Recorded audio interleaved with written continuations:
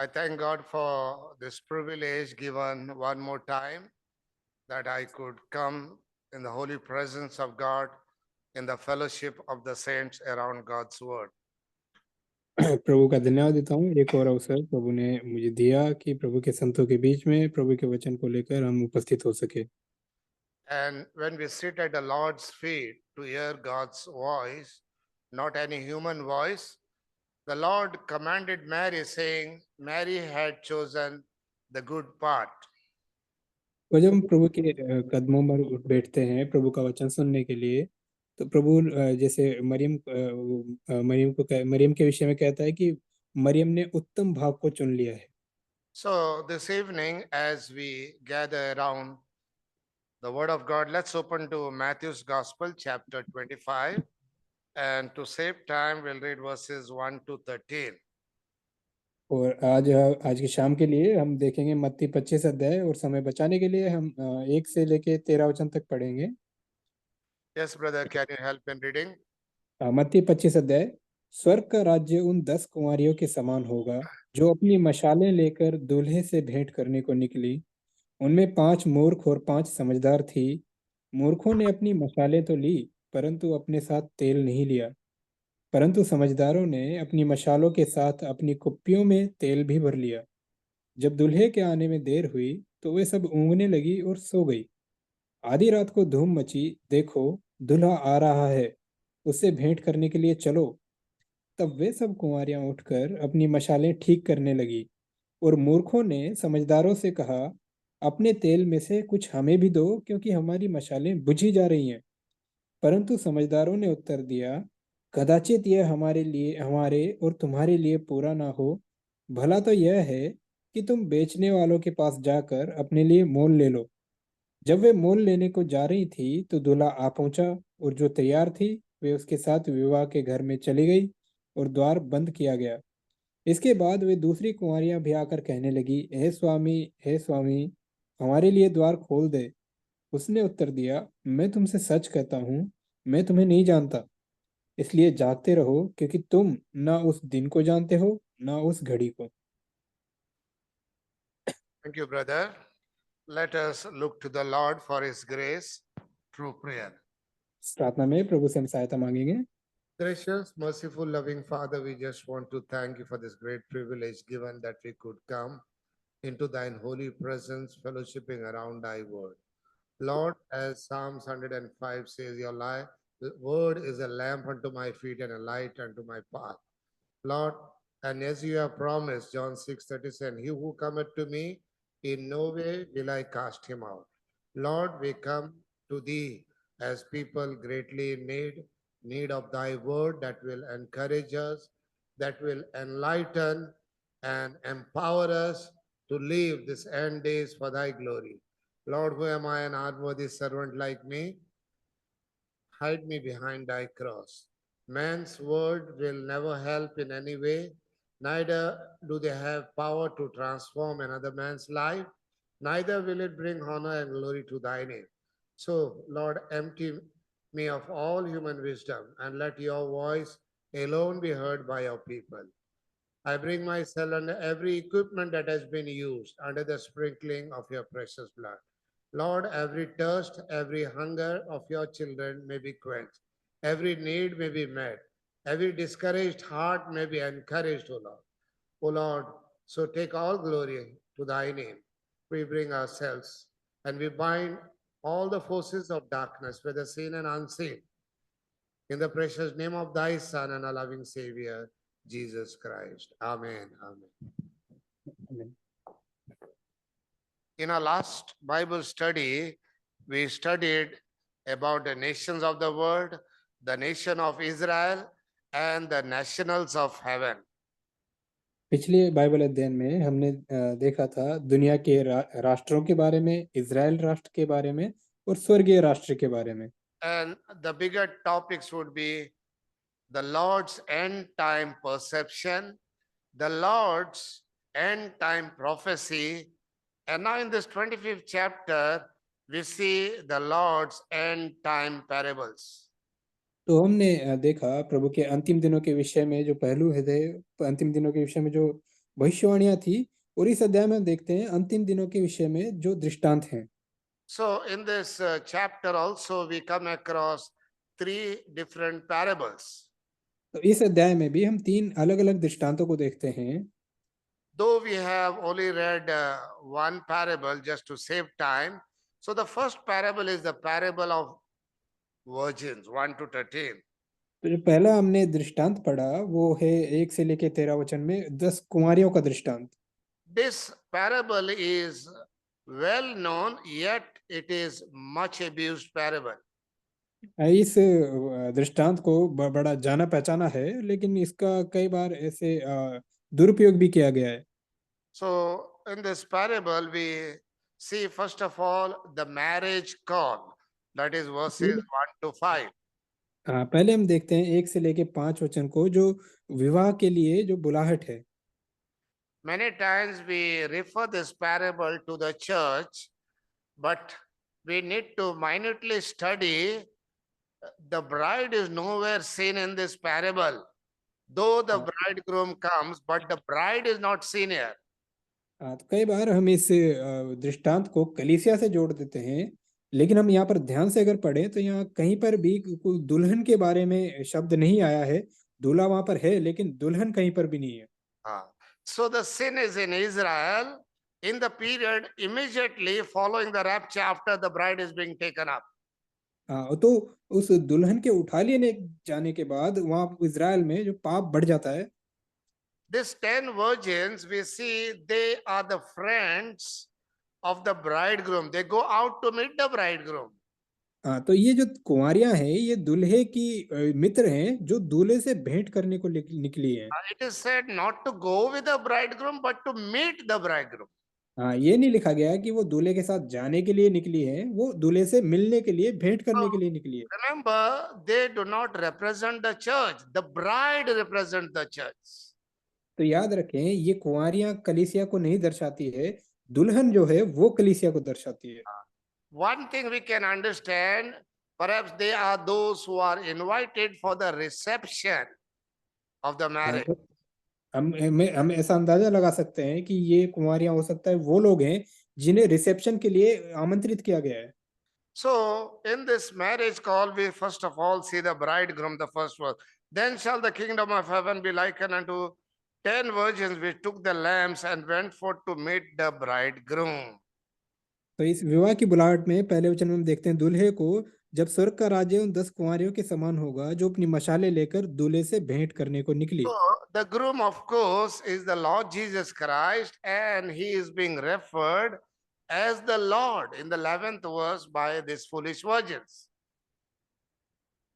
और ये जो दुल्हा है ये यीशु मसीह है, और जिसके बारे में हम यहाँ देखते हैं। So, we need to understand little bit of the Jewish marriages. Normally, it is in 3 parts. यहूदी जो शादी विवाह होता था वो मुख्यतः 3 भागों में होता था। First is the betrothal part, then the ceremony part, and the consummation part. और इसमें 3 भाग होते थे। पहला बेट्रोथल जिसे बोलते हैं, दूसरा जो कार्यक्रम होता था विवाह का, और तीसरा The consummation, where the bride and the groom will go together and they start living together. The consummation. तीसरा जो कंज्यूमेशन जो जिसको कहा जाता है, उसमें दूल्हा दुल्हन साथ में रहने लग जाते हैं। So in Bible times, the groom will go to his bride house and then conduct her, take her to his home. तो बाइबल के समय में दूल्हा दुल्हन के घर जाता था और फिर उसे अपने घर ले जाता था। So along the way, he would be joined by many of his friends. तो इस सारे कार्यक्रम में उसके साथ कई मित्र दूल्हे के साथ वहां पर आते थे। So without the friends, well-wishers, this procession was not complete. और बिना मित्रों के, बिना उसके शुभचिंतकों के ये प्रक्रिया पूरी नहीं होती थी। So in a procession, they would all go to the groom's house and to the wedding feast. तो वो इस पूरे इस जलसे के साथ वो उसके मित्र उस विवाह के भोज में आमंत्रित होते थे, वहां पर जाते थे। So if you see here, the heavenly groom is come for the bride, the church, and right now we see here he is calling, his call is going forth to Israel to join in this procession of this marriage feast. तो यहाँ पर ये दूल्हा जो अपनी दुल्हन को लेने आया है, इसकी जो बुलाहट है ये पूरे इज़राइल के लिए है कि वो विवाह के भोज पे शामिल हों। Now, after the church is raptured, of course, many will be saved during the tribulation time. We see that in Revelation 7 chapter. हाँ, और हम प्रकाशित वाक्य 7 अध्याय में हम देखते हैं कि कलीसिया के उठा लिए जाने के बाद भी कई लोग बचाए जाएंगे। They will not be in the church, of course, because the church will be in heaven, but they will be in the kingdom. हाँ, वो कलीसिया में नहीं होंगे क्योंकि कलीसिया तो उठा ली जाएगी स्वर्ग में, लेकिन वो उस राज्य के भाग होंगे। So, in this marriage call, the second person we see is the Holy Ghost, verses 2 to 5. और 2 से लेके 5 वचन पे जिस दूसरे व्यक्ति को हम देखते हैं उस पवित्र आत्मा को। So, in this parable, some of this virgin neglect the oil which symbolic of the Holy Ghost. तो इस दृष्टांत में कुछ कुंवारियों ने इस तेल को अनदेखा कर दिया जो पवित्र आत्मा को दिखाता है। In many aspects, all these 10 virgins were alike. कई बातों में ये 10 कुंवारियां एक दूसरे से मिलती जुलती समान है। They all had lamps with them. सबके पास मशाले हैं। They all went out to meet the bridegroom. ये सब ही दूल्हे से मिलने को निकली है। They all fell asleep. वो So सब की सब सो गई थी। outwardly, all virgins looked alike. But what distinguished them? What separated them?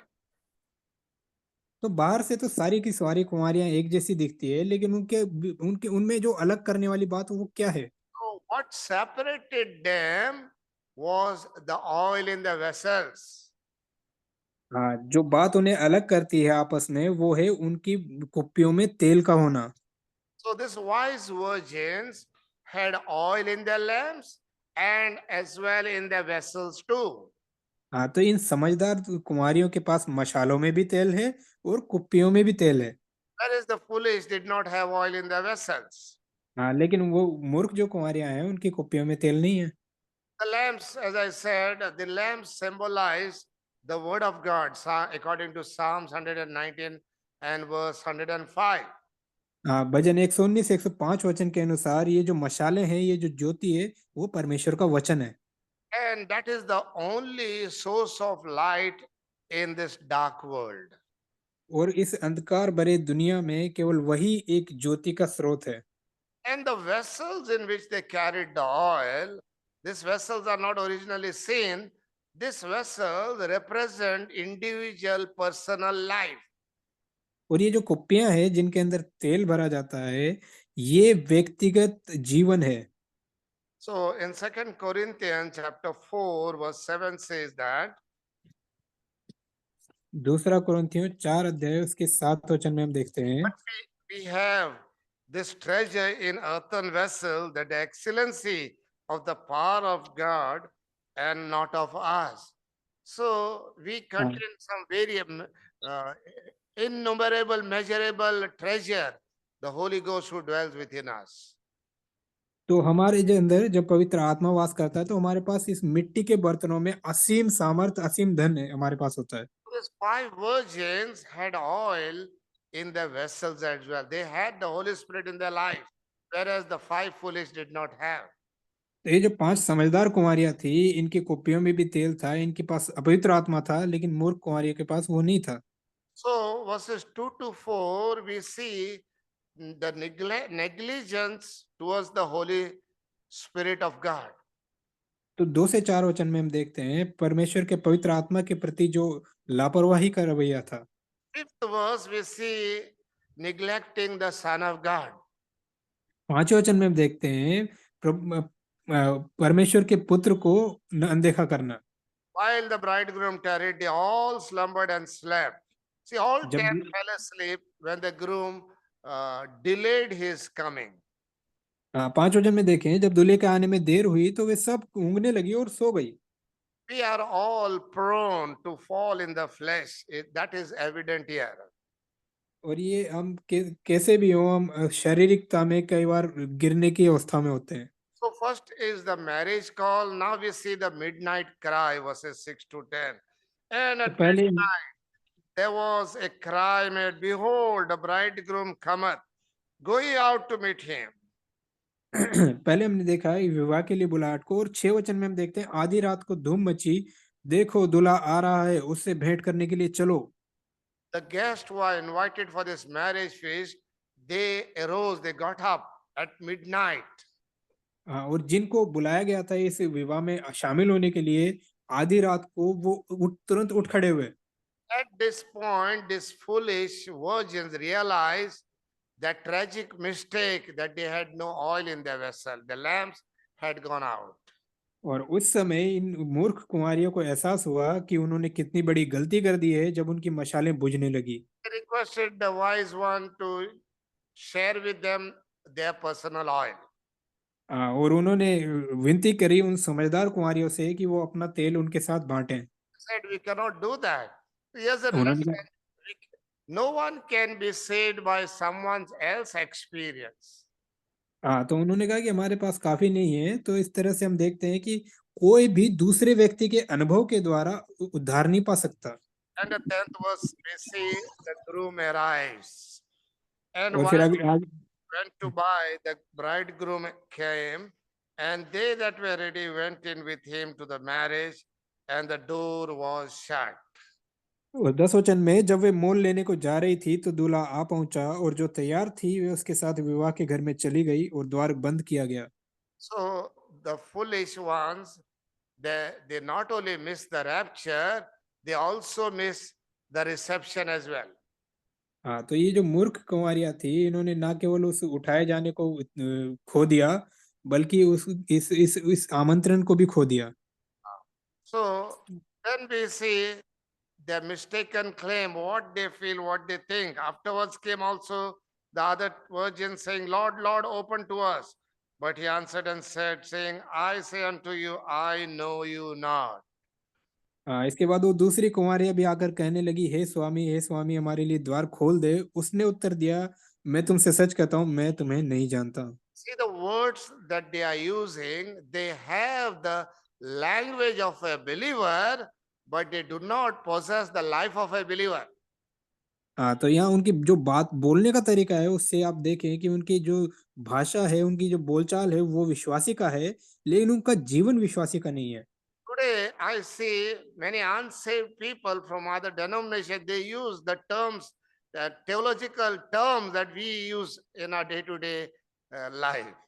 और आज भी मैं देखता हूँ जो दूसरे डिनोमिनेशन से विश्वासी जो अपने आप को कहते हैं, वो इस तरह की भाषा, इस तरह की बातों का वो इस्तेमाल करते हैं, लेकिन उनके जीवन में कहीं उद्धार का बात नहीं है।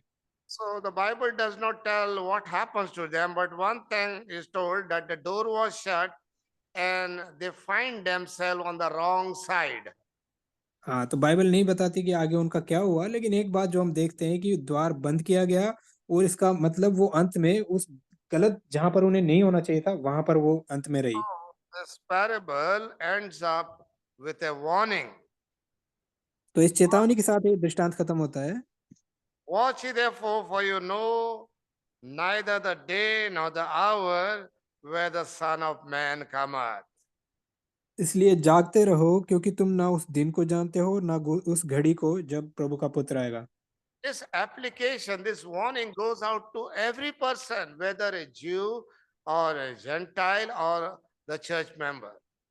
और ये जो चेतावनी है, ये सबके लिए है, चाहे वो यहूदी हो, चाहे गैर यहूदी हो, चाहे वो कलीसिया का सदस्य हो। We are cautioned not to neglect the divine light and the divine life. उस परमेश्वर की ज्योति और परमेश्वर के जीवन को कभी भी हम लापरवाही या नजरअंदाज ना करें। Then we see the second parable, verses 14 to 30, and this parable is called the parable of talents. और अगला हम दृष्टांत देखते हैं 14 से लेकर 30 वचन तक, तोड़ों का दृष्टांत। So here we see the period between the nobleman's departure and his return represent the period between the Lord's ascension and the rapture. और ये हम देखते हैं प्रभु एक उस मनुष्य को जो दूर देश को जाता है और उसके लौटने तक के बीच के समय को हम देखते हैं, प्रभु यीशु के उठाए जाने और उसके पुनरुत्थान तक को। So this parable is most likely for the church, we can see. तो इस दृष्टांत को हम कलीसिया से जोड़ सकते हैं। So this parable is one of accountability, and it applies to all again living in this age while the Lord is away. हाँ, और ये जो दृष्टांत है, ये एक जिम्मेदारी, एक जवाबदेही का दृष्टांत है। ये उस समय से संबंध रखता है जब प्रभु यीशु मसीह यहाँ पर नहीं है। In this uh, parable of the talents, we see two important days. That is, first, the day of responsibility, the present age we live in. Secondly, the day of reckoning, that is, standing at the judgment seat of Christ. हाँ, तो यहाँ पर हम दो समयों को, दो मुख्य दिनों को देखते हैं। एक तो वो जिम्मेदारी का दिन, जो वर्तमान समय है, और एक दिन जब हम प्रभु के सम्मुख जवाब देने के लिए खड़े होंगे। That is what we see in this parable. और ये बात हम इस दृष्टांत में देखते हैं। So first, let us see this time of responsibility, verses 14 to 18. हाँ, पहले हम 14 से लेकर 18 वचन तक हम देखते हैं इस जिम्मेदारी के समय को। So when the kingdom age comes, the Lord will need many people to administer his affairs in the kingdom. तो जब परमेश्वर का जो समय आएगा, उस राज्य का समय आएगा, तो प्रभु को लोगों की जरूरत होगी जो उसके राज्य में काम करें।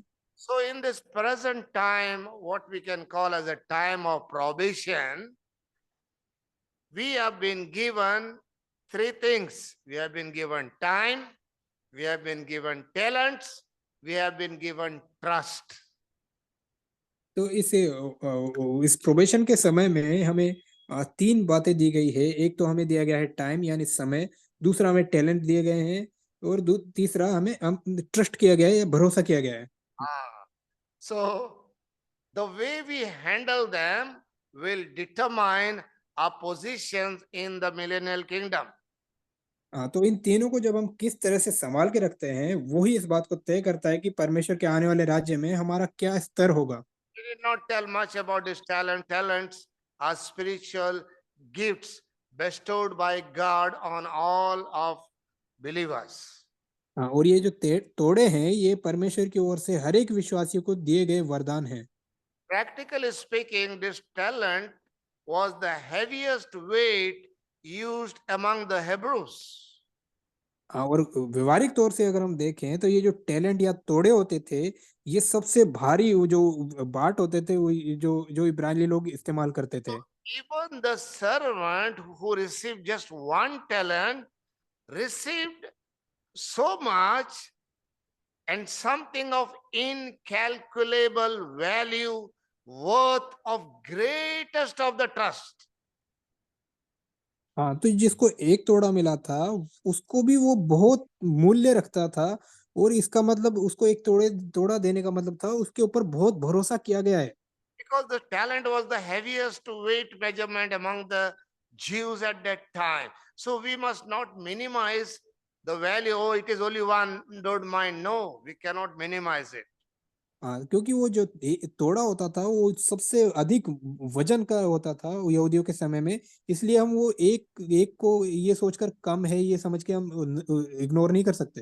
The Lord has given each one of us awesome talents, which many of us we don't even know about it.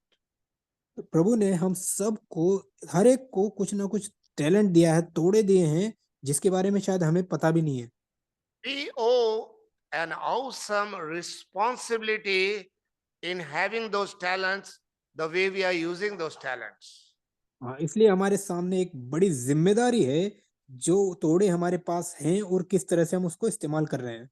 See, the 14th verse says, "For the kingdom of heaven is as a man traveling into a far country who called his own servant." That means these are own purchased bond slaves.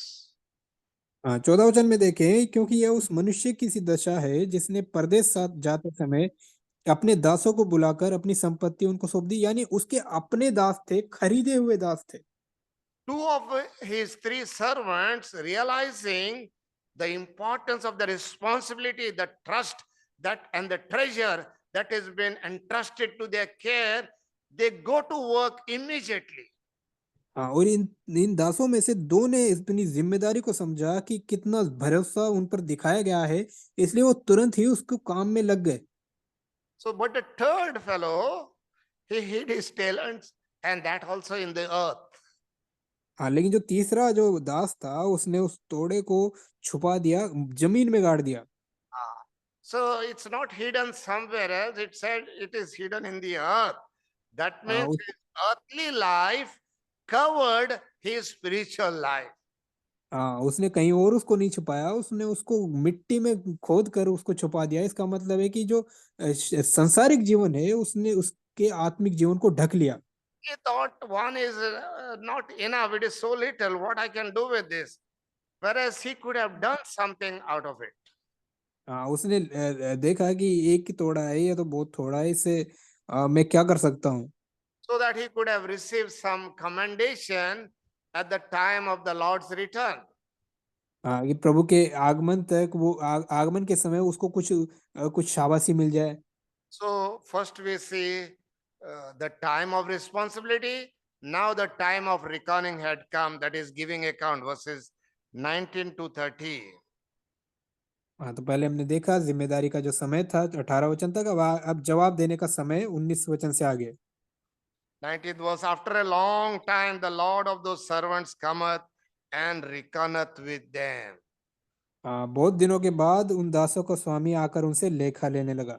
So, reckoning means take account, giving account. हाँ, कि उनका हिसाब किताब देना, लेखा जोखा देना।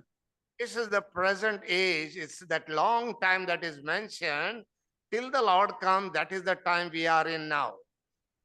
हाँ, और ये बहुत दिनों का जो समय है, ये वो समय है जिसमें हम जी रहे हैं प्रभु के आगमन के समय तक। So the day of reckoning or giving account is coming soon, when where we shall all have to stand before the judgment seat of Christ, according to Romans chapter 14, the 10th verse, and so forth. Romeo 14 अध्याय उसके 10 वचन से आगे तक के अनुसार हमारे जो लेखा देने का समय नजदीक आ रहा है। So this judgment seat of Christ is not for giving account of what sins we have done, but it is for receiving rewards.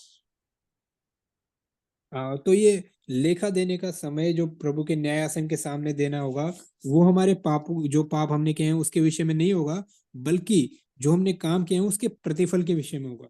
2 Corinthians chapter 5 verse 10 tells us about it. For we must all appear before the judgment seat of Christ, that everyone may receive the things done in his body according to that he had done, whether it be good or bad. दूसरा कुरिन्थियों 5 अध्याय उसका 10 वचन में हम देखते हैं, क्योंकि अवश्य है कि हम सबका हाल मसीह के न्यायासन के सामने खुल जाए, कि हर एक व्यक्ति अपने अपने भले बुरे कामों का बदला जो उसने देह के द्वारा किए हों पाए। Romans 14:10, the second part also says, for we shall all stand before the judgment seat of Christ. So here is Rome the time of reckoning, giving account. तो ये जो समय है वो लेखा देने का समय है। So remember, the judgment seat of Christ is for believers, not for unbelievers. Unbelievers will not stand there. तो ये जो मसीह का न्याय आसन है, ये विश्वासियों के लिए है, अविश्वासियों के लिए नहीं है। Unbelievers, they will stand before the great white throne judgment. There are many judgments in the Bible we need to know about. हाँ, बाइबल में कई तरह के न्याय हैं, न्याय आसन है, जो श्वेत सिंहासन है उसके सामने गैर विश्वासी खड़े होंगे। So during this time of reckoning, two types of servants are being found here. तो इस लेखा देने के समय में दो तरह के दास हम देखते हैं। Verses 19 to 23. 19 to 19 से 20, 23 19 से 23 वचन में we find the worthy servants. हम योग्य दासों को देखते हैं। So the first two servants were commanded. The Lord commanded them for their faithful service, and they were also being rewarded by being made rulers over many things. हाँ, तो पहले जो दो दास हैं, दो तरह के दो दास हैं, उनको उनके काम के लिए शाबाशी दी गई, उनकी तारीफ की गई और उनको बहुतों का वस्तुओं का अधिकारी ठहराया गया, उनको प्रतिफल मिला। So here we see the incentives, the motivation for faithful service. हाँ, तो उनकी जो विश्वास योग्य सेवा के लिए एक प्रेरणा को हम यहाँ पर देखते हैं Here और is उनके बदले में प्रतिफल को देखते हैं। Yes, There is a lesson for us. What we gain in the church age, we will enjoy in the kingdom age. हाँ, तो यहाँ पर हमारे लिए एक सबक है कि जो कलीसिया के युग में जो हम लाभ कमाते हैं, उसका लाभ हम आने वाले स्वर्गीय समय में बिताएंगे। So, verses 24 to 30, we see the worthless servant. 24 से लेके हम 30 वचन तक हम एक नालायक निकम्मे दास को देखते हैं। First, we saw the worthy servant, now the worthless servant. Much is being said about this third servant. So many verses. हमने देखा पहले कि योग्य दासों के विषय में, दूसरा हम देखते हैं निकम्मे दास के विषय में, इसके बारे में बहुत सी बातें लिखी गई है। Remember, in the 14th verse, they have been called as his own servant and delivered unto him his own goods. याद रखें 14 वचन में हमने देखा कि ये उसके अपने दास थे और अपनी संपत्ति उसने उनको दी थी। So the third servant was like the first two servants. The Lord owned him also. हाँ, तो तीसरा दास भी उन अन्य दो दासों के समान वो उसकी संपत्ति था, उस स्वामी की संपत्ति था। And another thing we see is he was judged at the same time as the others were judged. हाँ, और एक और बात हम देखते हैं कि वो उसी समय उसका न्याय किया जा रहा है जिस समय बाकियों का न्याय किया जा रहा है। So here we see the unbelievers will not stand here in this judgment. They will stand according to Revelation 20. They will stand before the great white throne judgment. हाँ, तो हम देखते हैं कि इस सिंहासन के सामने विश्वासी लोग नहीं खड़े होंगे, वो गैर विश्वासी लोग श्वेत सिंहासन के सामने प्रकाशित वाक्य के 20 अध्याय के अनुसार खड़े होंगे। So all three were judged on the basis of their performance and not on their person. हाँ, और ये तीनों का न्याय उनके जो काम उन्होंने किया था उसके प्रदर्शन के ऊपर किया गया, इसके ऊपर नहीं कि वो किस तरह के व्यक्ति है। 25th verse, we see the excuse given by this worthless servant. And I was afraid हाँ, and went and hid thy talent in the earth. Lo, there thou hast that is thine. और 25 वचन में उस तीसरे निकम्मे दास ने जो कारण बताया वो ये था कि इसलिए मैं डर गया और जाकर तेरा तोड़ा मिट्टी में छिपा दिया, देख जो तेरा है वो ये है। He knew very well the Lord, his master, was a strict person, was a holy person who would not tolerate unrighteousness. After having known all this, we see what he did. He hid that talent in the earth. That means his earthly life, carnal life, was hiding his spiritual life. Nothing of the spiritual life was seen in him. हाँ, तो वो ये जो दास था ये जानता था अपने स्वामी को कि उसका स्वामी कठोर व्यक्ति है, पवित्र व्यक्ति है और वो कहीं बुराई को बर्दाश्त नहीं कर सकता। तो और इसने क्या किया कि इसने उस तोड़े को मिट्टी में गाड़ दिया, यानी अपनी शारीरिक जो जीवन है उससे उसने अपने आत्मिक जीवन को ढक दिया। His excuses were not worth at all. हाँ, उसके जो कारण था, बहाना था, उसकी कोई कीमत नहीं थी। Let's see, read at 25th verse. And I was afraid and went and hid thy talent in the earth. See, it was hid in the earth, not somewhere in his clothes or in his tent or in his house, but in the earth. हाँ, यहाँ देखें उसने जो कारण बताया कि उसने तोड़ा मिला था उसको मिट्टी में छुपाया, उसने कपड़ों में नहीं छुपाया, कहीं और नहीं रखा, उसने मिट्टी में जाके छुपा दिया। So 25th verse is his excuse. 26 to 30 we see how he is being exposed. हाँ, तो 25 वचन जो उसका बहाना था, जो कारण था, और 26 से 30 वचन तक उसको कैसे उजागर किया वो Lord देखते हैं। answered and said unto him, Thou wicked and slothful servant, thou knewest that I reap where I sowed not and gather where I have not strawed. 26 वचन, उसके स्वामी ने उसे उत्तर दिया, हे दुष्ट और आलसी दास, जब तू जानता था कि मैं जहां मैंने नहीं बोया वहां से काटता हूँ और जहां मैंने नहीं छीटा वहां से बटोरता हूँ। See, he was not guilty of gross sin like murder or thief or drunkenness, but he was charged with negligence. हाँ, तो देखें यहाँ पर उस पर कोई ऐसा दोष नहीं लगाया जा रहा कि उसने कहीं मर्डर कर दिया, कहीं हत्या कर दी, कोई चोरी कर ली, बल्कि उस पर जो दोष लगाया गया है वो है लापरवाही का। And he was pronounced as wicked. That is verse 26 says. हाँ, और 26 वचन में कि उसको दुष्ट कहा गया है, दुष्ट दास कहा गया है। Now, the word wicked, onerous word is used, which means wrong behavior.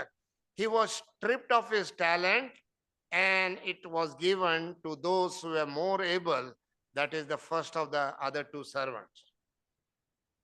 हाँ, और ये ओनरस जो शब्द इस्तेमाल किया गया है इस दुष्ट के लिए कि इसका मतलब है कि उसने योग्यतापूर्ण आचरण नहीं किया और उससे जो तोड़ा था वो ले लिया गया और उसको दे दिया गया जो उसके योग्य था। Now we see his destiny, verse 30, and cast ye that unprofitable servant into outer darkness, there shall be weeping and gnashing of teeth. और 30 वचन में हम इसके अंतिम स्थान को देखते हैं जहाँ लिखा है, और इस निकम्मे दास को बाहर के अंधेरे में डाल दो जहाँ रोना और दांत पीसना होगा।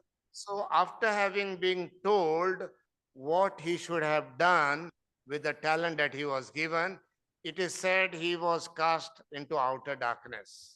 इस बात को बताए जाने के बाद कि उसको जो तोड़ा दिया गया है उसके साथ उसे क्या करना है, इसके बाद अंत में उसको क्या हुआ कि उसे अंधेरे में डाल दिया गया। And this place of outer darkness, we see it is a place where there is weeping and gnashing of teeth. और ये जो बाहर का अंधेरा है वो ये ऐसी जगह है जहां पर रोना और दांत पीसना होगा। So, this statement or this verse is certainly the most difficult statement because it looks as if this servant was not saved at all. और ये बड़ा कठिन जो वाक्य है, बात है समझने के लिए, क्योंकि इसे इसे देखकर ऐसा लगता है कि ये जो दास था इसने कभी उद्धार पाया ही नहीं था। So, if we think that he was cast out in utter darkness, then the conclusion seems to be contradictory to the rest of the parable. और यदि इसका जो परिणाम देखा जाए बाहर के अंधेरे में डाल जाना, ये इस तरह से लगता है कि जो जो दृष्टांत है उससे विपरीत है। So, what we come to know is there will be rebukes and rewards with neglect of service, and that will be हम given at the judgment seat of Christ. तो हम देखते हैं कि हमारी जो सेवा है उसके प्रति या तो हम प्रतिफल को पाएंगे या उसके प्रति हम एक डांट को पाएंगे। And since this servant is said to be his own, we cannot imagine him suffering personal anguish in the flame where the lost are suffering for eternity. और क्योंकि ये उसका अपना दास है तो इसलिए हम इसको ऐसा नहीं देख सकते कि जैसे कि वो जो दूसरे अन्य गैर विश्वासी लोग उस आग में जो तड़प रहे होंगे वैसा इसका नहीं होगा। So it may not be that such a faithless, worthless servant will be taken to that place of outer darkness, not to suffer, but to see the weeping and gnashing of teeth taking place there because of our negligence. हाँ, और वो उसको बाहर अंधेरे में इसलिए डाला जाएगा ताकि वो देख पाए उन लोगों के रोने और दांत पीसने को जो उसकी लापरवाही के कारण वहां पर हैं। So he is taken there not to be punished, but to see the souls in anguish, the souls that could have been reached out through the talents that he was being given. हाँ, तो उसको इसलिए वहां पर नहीं डाला जाएगा कि उसको दंड दिया जाए, बल्कि वो वहां पर इसलिए डाला जाए ताकि वो देख पाए उन लोगों के रोने और दांत पीसने को जो उसकी लापरवाही के कारण वहां पर है। और लापरवाही नहीं होता तो शायद वो बचाए जा सकते। So one good explanation could be he is being taken there not to be punished with eternal hellfire, but to see the results of his negligence and failure to fulfill his obligation. तो उसको उस स्थान पर इसलिए नहीं डाला गया कि वो नरक की आग में डाला जाए या लेकिन उन लोगों को देख सके जो उसकी लापरवाही के कारण, उसके तोड़े का इस्तेमाल ना करने के कारण वो वहां पर रो रहे हैं, दांत पीस रहे हैं। You can imagine if we have been allowed to see that, how we would be feeling. We would be in tears, weeping. Oh Lord, how much I missed. Oh, I should have done that. So many would have been saved. Why I was so negligent. Why I did not share with them when you gave me the opportunity. We will be weeping with tears, with unbearable pain. And then Revelation says, in his grace, the Lord will wipe away all tears. कल्पना करें कि अगर हम भी उस स्थान पर हों जहां पर हम लोगों को रोते और दांत पीसते हुए देखें, हमारी लापरवाही के कारण, हमारे काम ना करने के कारण, तो हमें कितना एहसास होगा, हम रोएंगे कि काश मैं, और जब मुझे अवसर मिला था काश मैं उनके साथ वचन बांटता, काश वो बचा लिए जाते। और अंत में प्रकाशित वाक्य में प्रभु कहता है कि उनकी आंखों के सब आंसू पोंछ डालेगा। So those rewarded will reign with Christ. Others will, like this faithless servant, will enter the kingdom saved, but yet as if by fire. हाँ, और ये जो जो जिन्होंने काम किया है, जो विश्वास योग्य रहे, वो मसीह के साथ वहां पर राज्य करेंगे। और जो विश्वासी नहीं रहे, वो इस व्यक्ति के, इस तीसरे दास की तरह वहां पर स्वर्ग में तो होंगे, लेकिन वहां पर वो इस तरह से पछता रहे होंगे। Now we come to the third parable, the parable of the sheep and the goats. और तीसरे हम दृष्टांत में आते हैं, भेड़ और बकरियों के विषय में। And that goes on from verse 31 till the verse 46 till the end. हाँ, और ये 31 से लेके अंतिम वचन 46 वचन तक हम इस दृष्टांत को देखते हैं। Here in this parable, the Lord, for the first and the last time, the Lord Jesus refers him to himself as a king. हाँ, और ये वो दृष्टांत है जिसमें आखिर अंतिम बार प्रभु अपने आप को राजा के रूप में बताता है। So immediately after telling this parable, the Lord went on his way to be crowned with thorns by a mocking world. The cross was just 3 days ahead. हाँ, तो ये क्रूस उसके सामने केवल 3 दिन आगे था। इस दृष्टांत को कहने के बाद उसे कांटों का मुकुट पहनाया जाने वाला था। So first of all, we see a throne, verse 31. And the Son of Man shall come in his glory, and all the holy angels with him. Then shall he sit upon the throne of his glory. हाँ, 31 वचन में हम सिंहासन को देखते हैं। जब मनुष्य का पुत्र अपनी महिमा में आएगा और सब स्वर्गदूत उसके साथ आएंगे, तो वह अपनी महिमा के सिंहासन पर विराजमान होगा। When the great tribulation and the battle of Armageddon is over, what is left of the human race? They will all be summoned to the valley of Josaphat, that is near Jerusalem, to be judged according to Joel chapter 3. हाँ, और योएल 3 अध्याय के अनुसार जब महाक्लेश खत्म हो जाएगा, उसके बाद फिर सब जातियों को इकट्ठा किया जाएगा उनका न्याय होने के लिए। So in this valley, the Lord will set up his throne हाँ, and और the इस throne of glory. उस घाटी में, उस यरूशलेम में वहाँ अपने महिमा का सिंहासन प्रभु स्थापित करेगा। So this judgment of the nations will be separate from all other judgments. तो ये जो राष्ट्रों का जो न्याय होगा, वे दूसरे न्यायों से अलग होगा।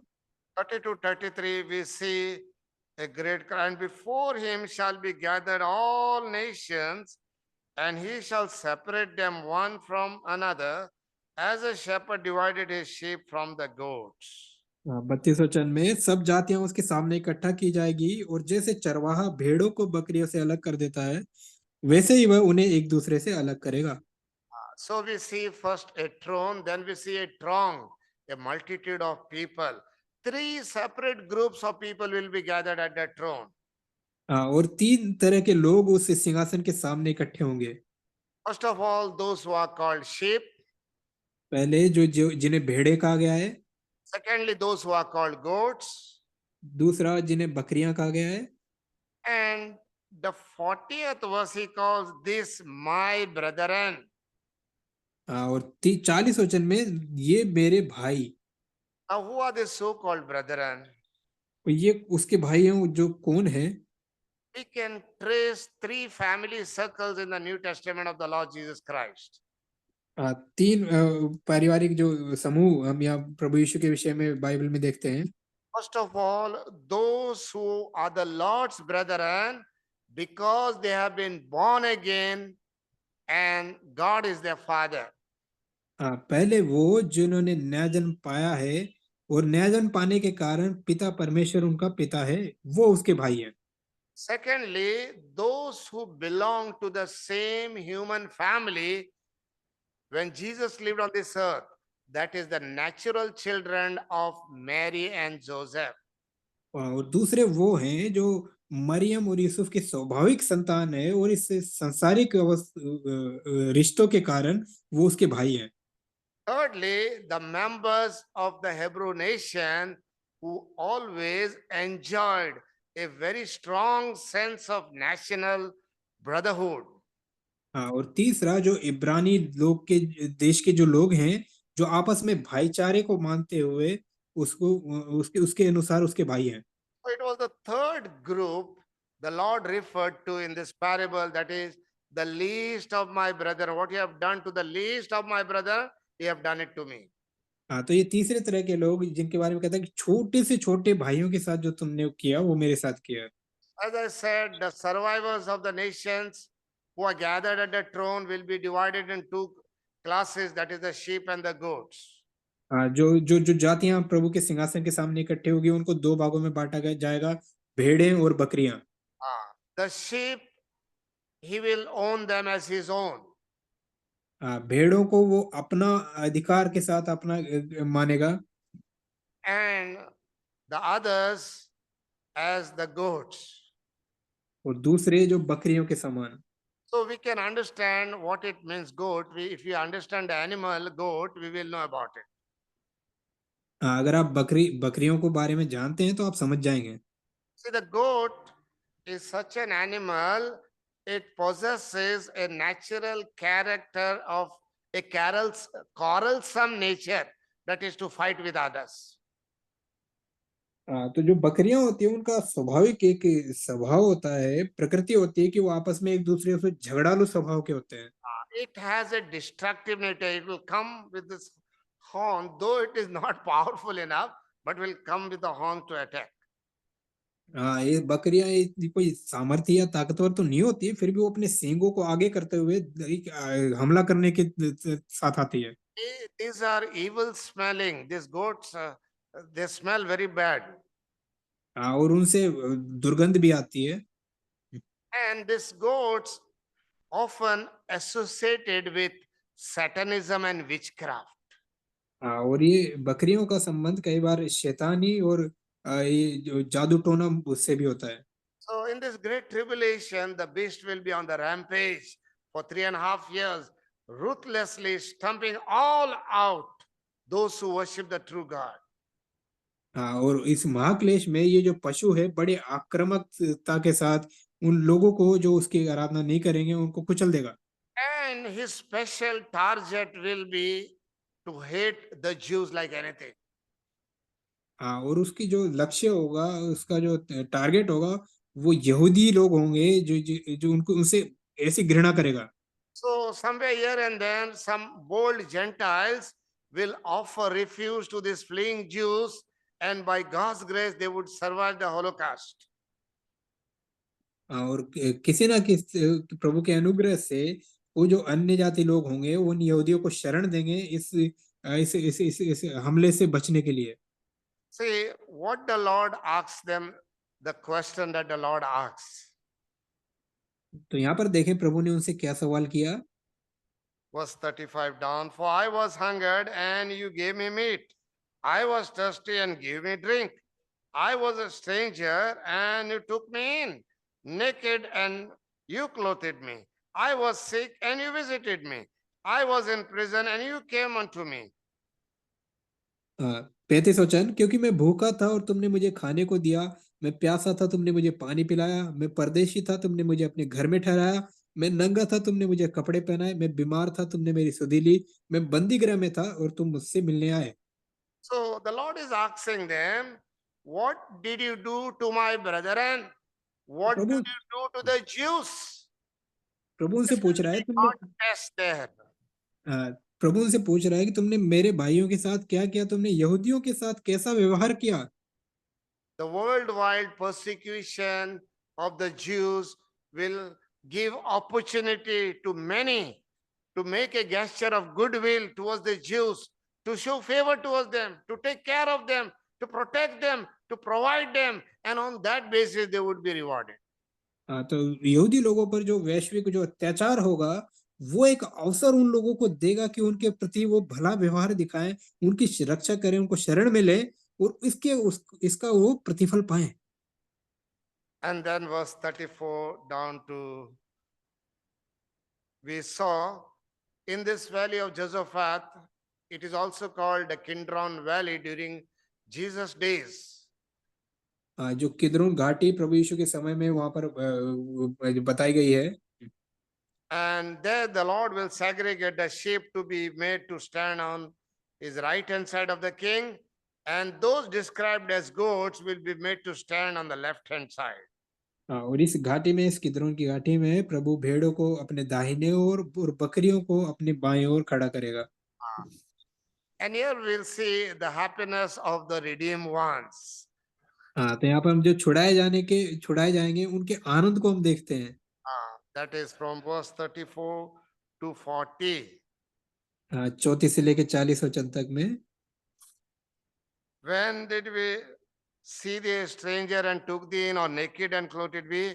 Or when saw we thee sick or in prison and came to thee? And the king shall answer and say unto them, Verily I say unto you, inasmuch as you have done it unto one of the least of these, my brethren, you have done it to me. तब धर्मी उसको उत्तर देंगे, हे प्रभु, हमने कब तुझे भूखा देखा और खाना खिलाया, कब प्यासा देखा और पानी पिलाया, कब परदेसी देखा, कब अपने घर में ठहराया, या कब नंगा देखा और कपड़े पहनाए, कब तुझे बीमार या बंदीगृह में देखा और तुझसे मिलने आए। तब राजा उन्हें उत्तर देगा, मैं तुमसे सच कहता हूँ, जो तुमने इन छोटे से भाइयों में से एक के साथ किया, वो मेरे साथ किया।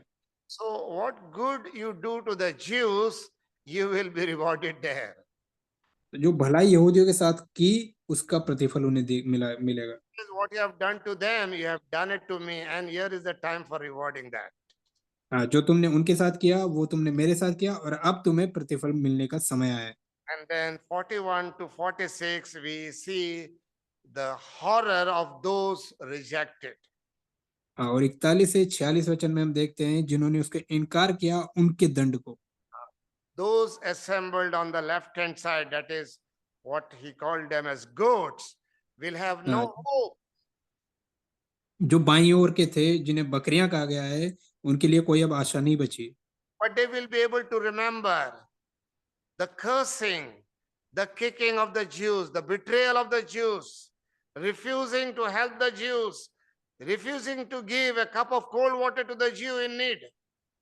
लेकिन वो इस बात को याद रखेंगे कि उन्होंने कैसा व्यवहार यहूदियों के साथ किया, कैसे उनके सामने यहूदियों को सताया गया, मारा पीटा गया, कैसे उन्होंने पानी देने से भी इनकार कर दिया। For them he replies, verse 45, 46, Then shall he answer them, saying, Verily I say unto you, inasmuch as you did it not to one of this least of these, you did it not to me. And 45-46 वचन में away into everlasting punishment, but the righteous unto eternal life. So he calls those righteous who helped his fellow brethren, the Jews. तो जो उसके संगी, जो भाई थे, जो यहूदी थे, उनकी जो जिन्होंने मदद की, उन्हें वो धर्मी कहता है। So here comes the end of the Lord's teaching in parables. Within 3 days, he will be crucified on the cross. तो यहाँ पर जो दृष्टांतों का अंत आता है और अगले 3 दिनों के बाद वो क्रूस की ओर जाता है। What is the lesson we can learn here through these parables? तो इन दृष्टांतों से हम क्या सबक सीख सकते हैं? First of all, we see watchfulness is needed as the time of the groom's arrival is being delayed.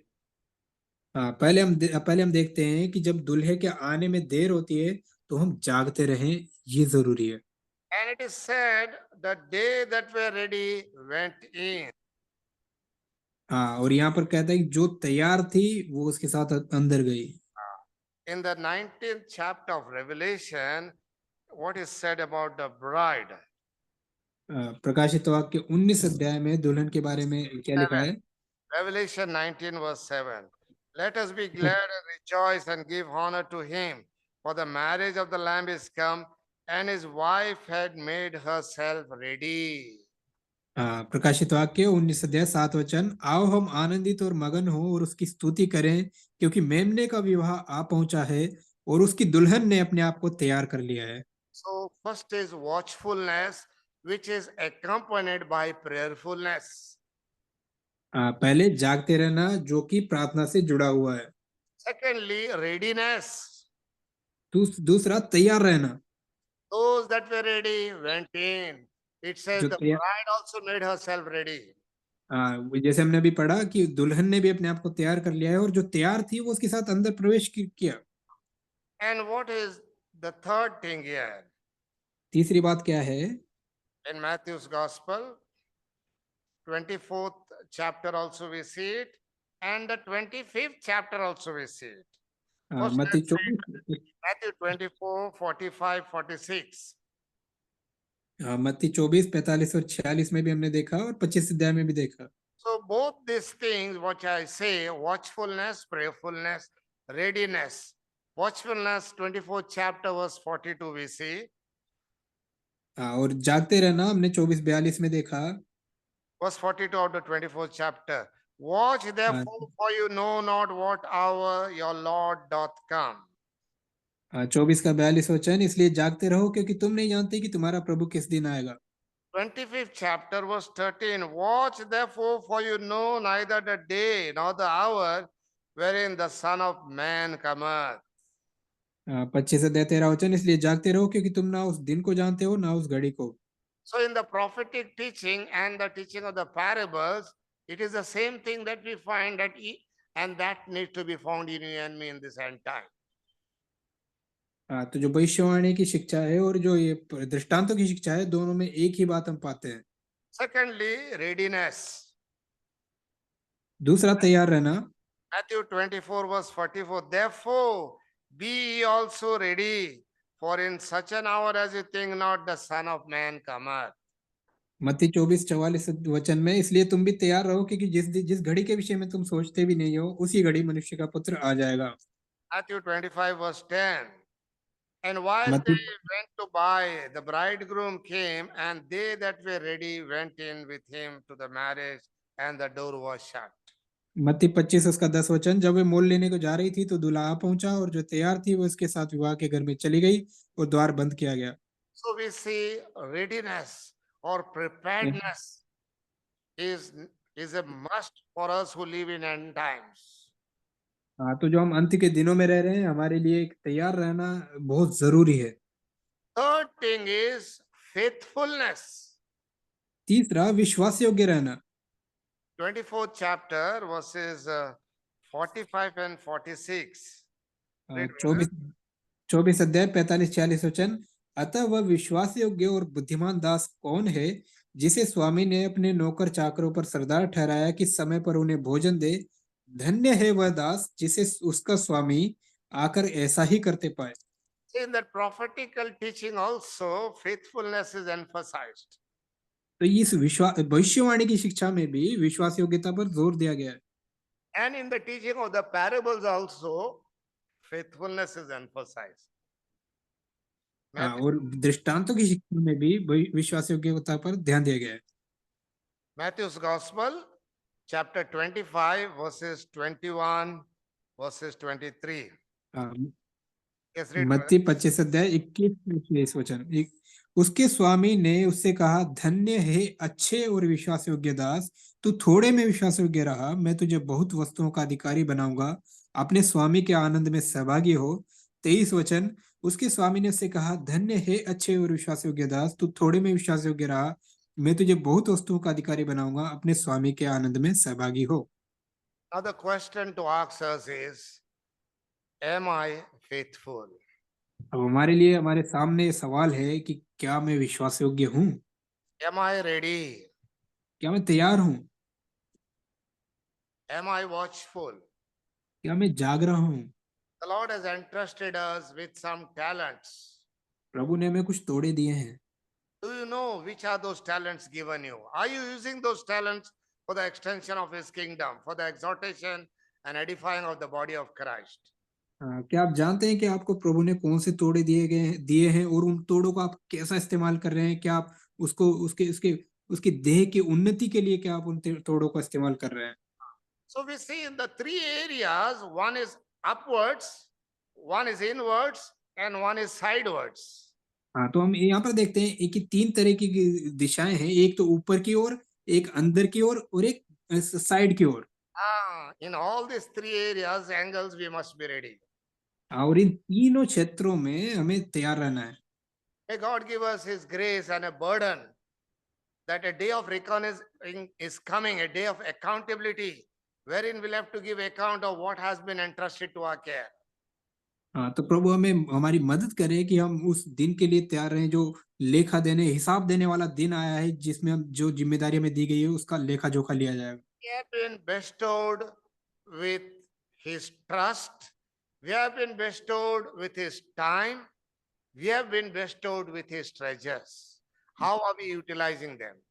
हाँ, उसने हमें अपना समय दिया है, अपना विश्वास दिया है और अपनी संपत्ति दी है, और कैसे हम उसका इस्तेमाल कर रहे हैं।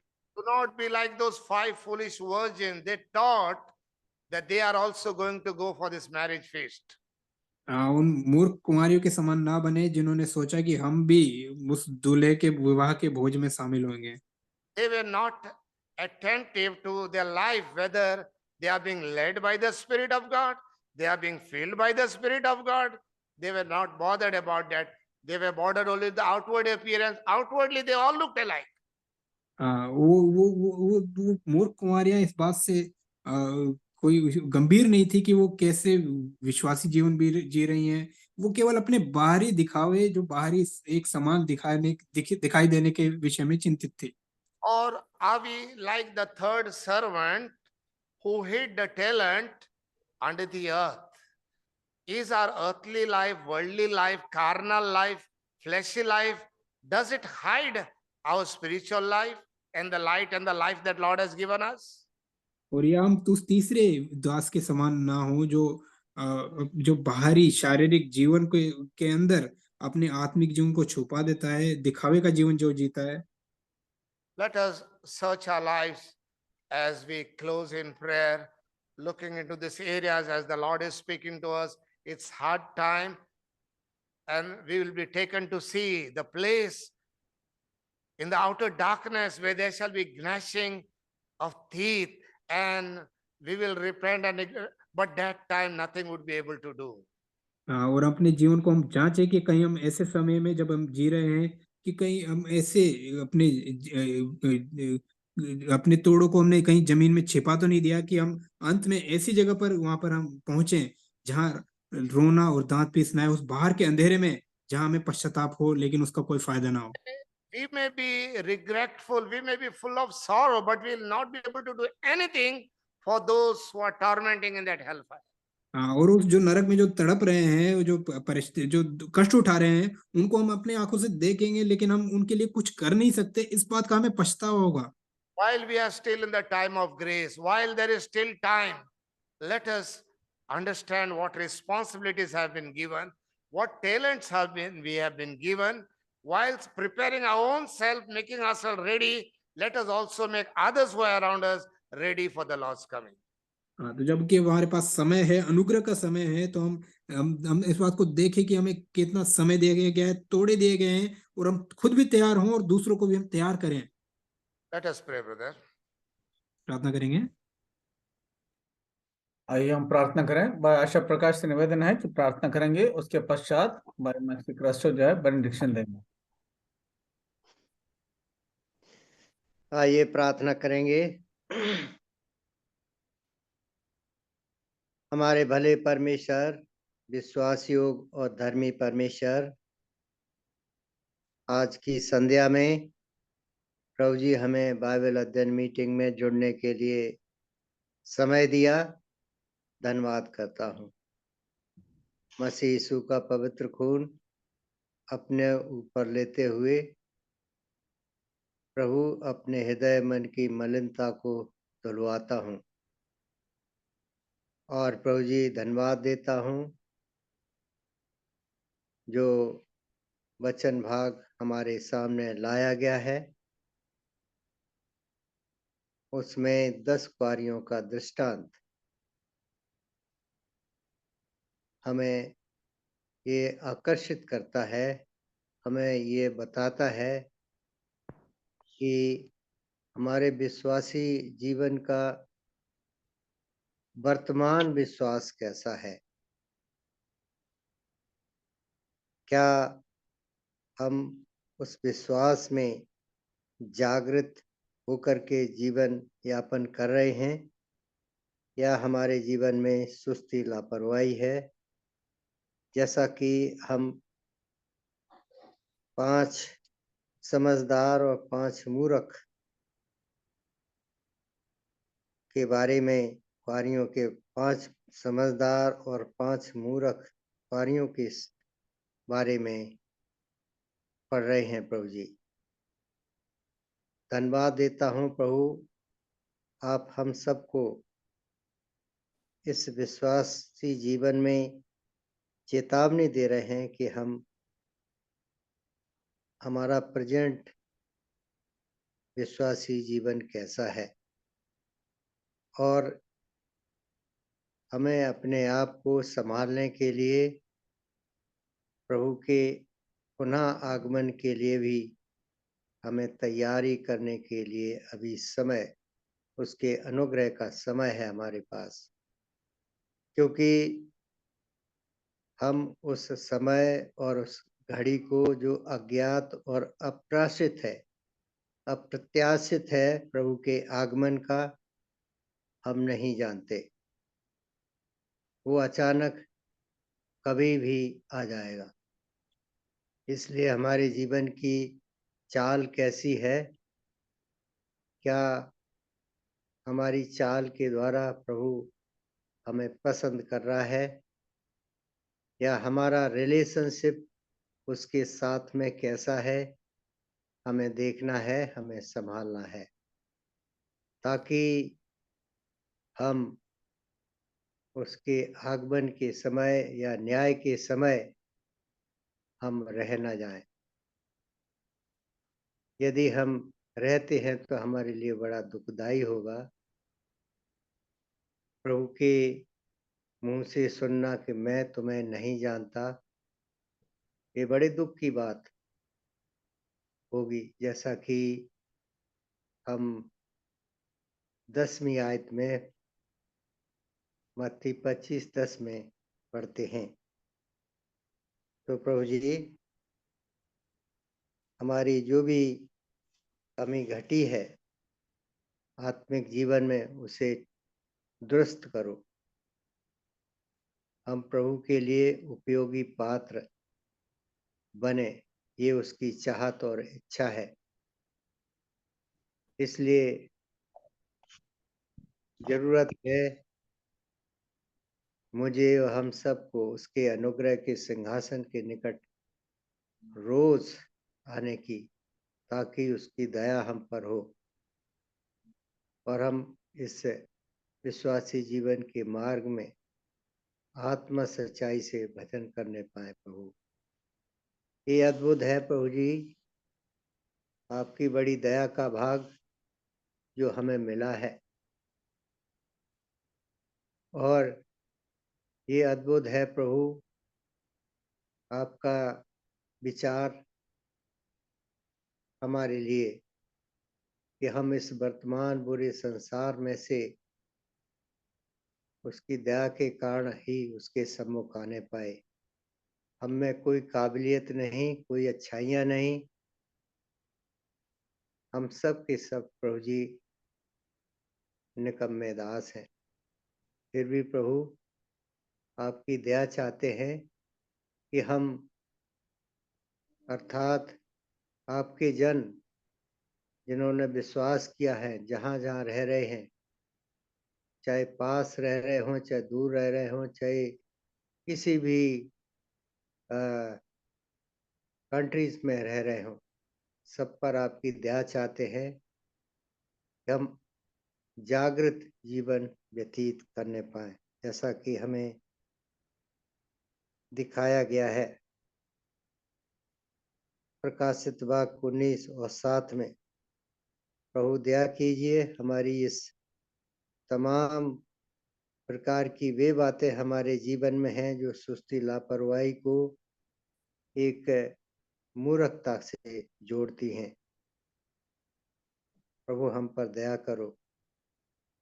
साथ साथ प्रभु जी इस संबंध में प्रार्थना करते धन्यवाद देते हैं भाई मैक्सी क्रास्टो और उनके परिवार के लिए, जो हमें प्रभु जी काफी समय से बाइबल अध्ययन करा रहे हैं, जो हमें सबको प्रभु के वचन की जरूरत है, क्योंकि उसके वचन के द्वारा ही हम संभाले जाते हैं। तो प्रभु मेरी विनती अन्य उन लोगों के लिए भी है जो प्रभु जी स्थानीय मंडली से बेतेल बराका सिक्किम और जगह जगह से जुड़े हुए लोग जिन्होंने प्रभु के वचन को सुना है, और ये हमारे जीवन के विषय में एक बहुत महत्वपूर्ण दृष्टांत को हम 25 अध्याय में देख रहे हैं। प्रभु हमारा ध्यान, हमारा मन जीवित प्रभु परमेश्वर की ओर लगने पाए, ये हमारी विनती है। सो प्रभु जी